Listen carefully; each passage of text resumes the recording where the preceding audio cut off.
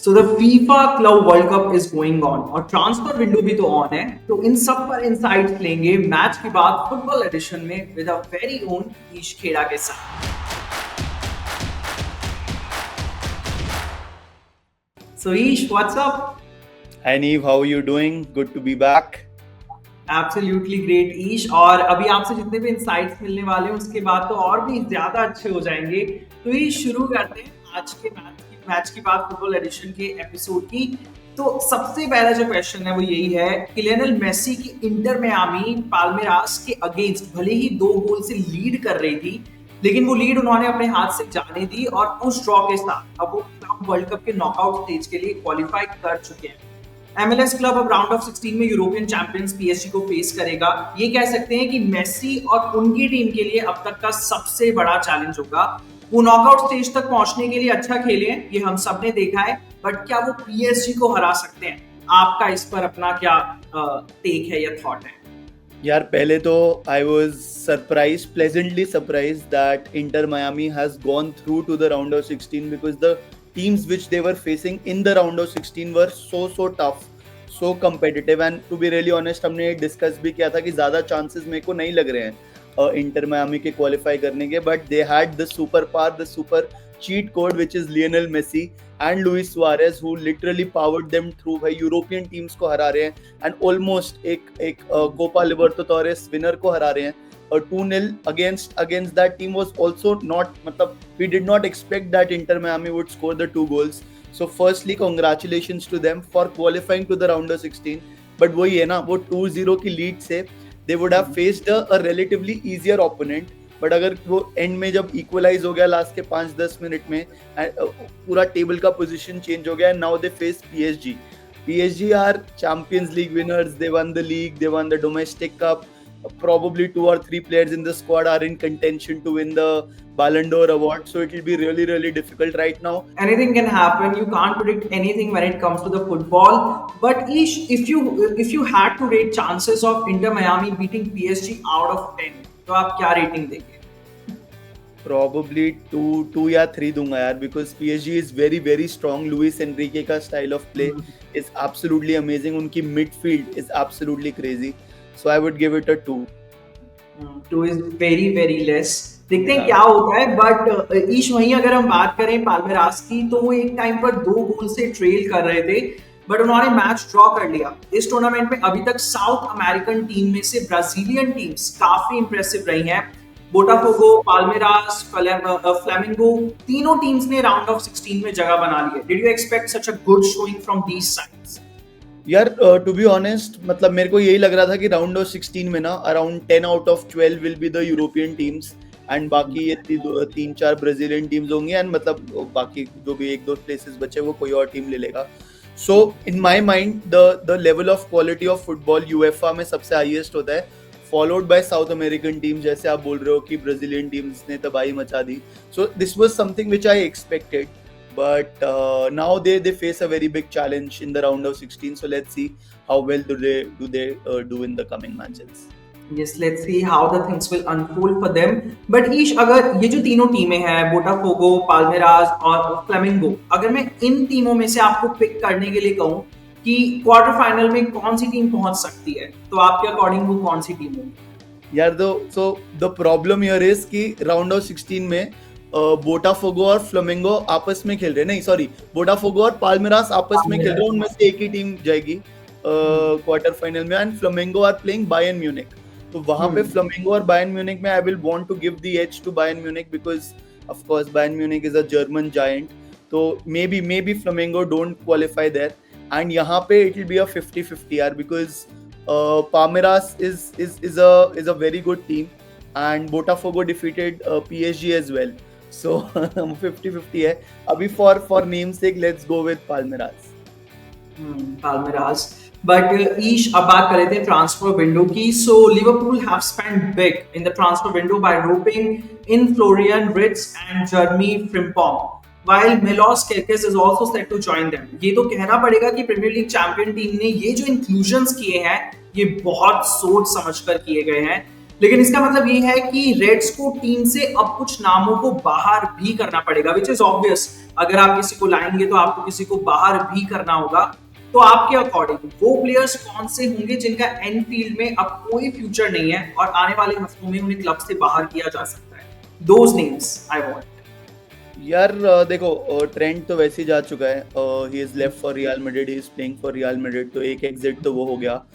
Andy Robertson who is the full back, उसके chances है for him to go to Atletico Madrid, so वो भी जा रहा है। Quansah is one player which is widely been targeted bye buyer Leverkusen, so वो भी जा रहा है। देन क्या कहते हैं, you have a few strikers who are planning to probably go to Saudi, वो देखते हैं। सो आई थिंक मतलब ओवरऑल ना, Liverpool will be able to manage the exit of some players. Kelleher has changed his team, he's playing for I think Brentford or Brighton, वो भी वहाँ पे जा चुका है, the goalkeeper. So those exits are happening. I'm sure कि यार वो the amount the club will raise from the exits won't be close to what they have paid for a Florian Wirtz or not.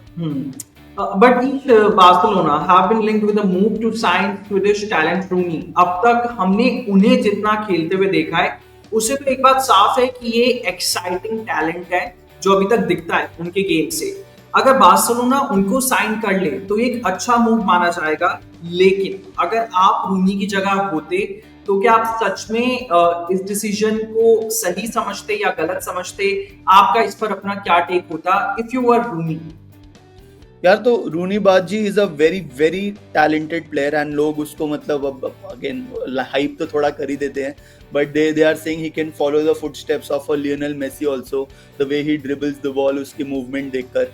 And from Rooney बाजी's point of view, see Barcelona if Barcelona is calling a player कि भाई तुम हमारे को आके join कर लो, so it will be very hard for any player to say no to Barcelona because it is such a big club, है ना। So the only thing is that Rooney बाजी शुड बी, मतलब जब उसके contract negotiations I think हो चुके हैं, is officially become a Barcelona player, I am sure he must have had the talk कि मेरे को कितना गेम टाइम मिलेगा, बिकॉज जितना उसको टाइम मिलेगा एंड जितने उसको चांसेस मिलेंगे, the more the probability that he develops into a player which we are talking about. But Ish, I just want to raise a problem here in front of you that Lamine Yamal पहले ही Barcelona के लिए एक marquee player बन चुके हैं और इसके साथ साथ निको विलियम्स को भी टीम में लाने के लिए डिस्कशन जोर शोर से चल रहे हैं। तो ऐसे में रूनी टीम में कहाँ फिट होंगे? He has to keep playing regularly at this age, वो तो हम सब जानते हैं, और हो सकता है कि उन्हें बार्सिलोना में उतने मौके ही ना मिले। तो फिर इस ट्रांसफर को आप किस तरह से देखते हैं? यार नहीं, this is a very fair question to ask and ये question I am sure Rooney बाजी ने भी पूछा होगा कि मेरे को कितना गेम टाइम और कितने मिनट्स मिलेंगे। So probably he will get 10 to 15 minutes bench से आके, बिकॉज जैसे आपने बोला Lamine Yamal has taken one wing and most probably Nico Williams will take the other, so वो substitutions में he'll get the last 5-10 minutes, something like what Arda Güler used to get for Real Madrid. अब I am sure he's getting more playing time. Definitely, it's important for his career. But अगर हम बात करें अब last में जाके dean हुइसन की, तो he has looked excellent at the back for Real Madrid. वो टीम में ऐसे फिट हो गए हैं जैसे वो इस टीम का पहले से ही हिस्सा हो, और जिस तरह से वो खेलते जा रहे हैं उनको बाहर करना बहुत डिफिकल्ट होगा for this club. So center back has been vocal about his admiration for Sergio Ramos in the past. Yeah. So यार डीन हुइसन का वही है कि बोर्नमथ से आया अभी and he was identified early. He started playing for Spain before he signed for Real Madrid. तो talent है। पहले एक दो मैचेस हम अभी मतलब it's too early for us to make an assessment कि वो कितना अच्छा है. But first two matches for Real Madrid he has looked very very solid.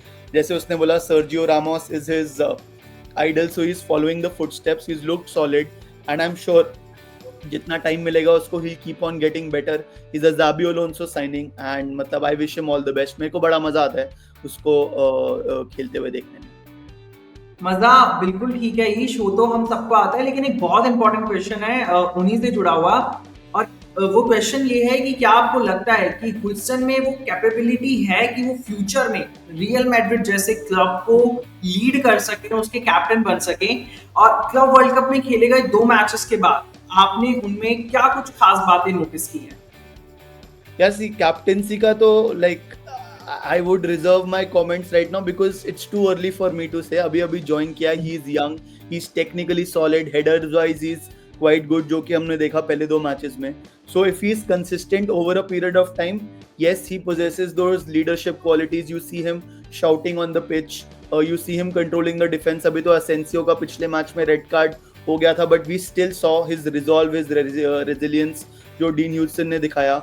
So talent दिख रहा है, प्रॉमिसिंग टैलेंट दिख रहा है. सर्जियो रामोस के फुटस्टेप्स उनको खुद को फॉलो करने हैं. Sergio Ramos was a great for Real Madrid and he was the captain.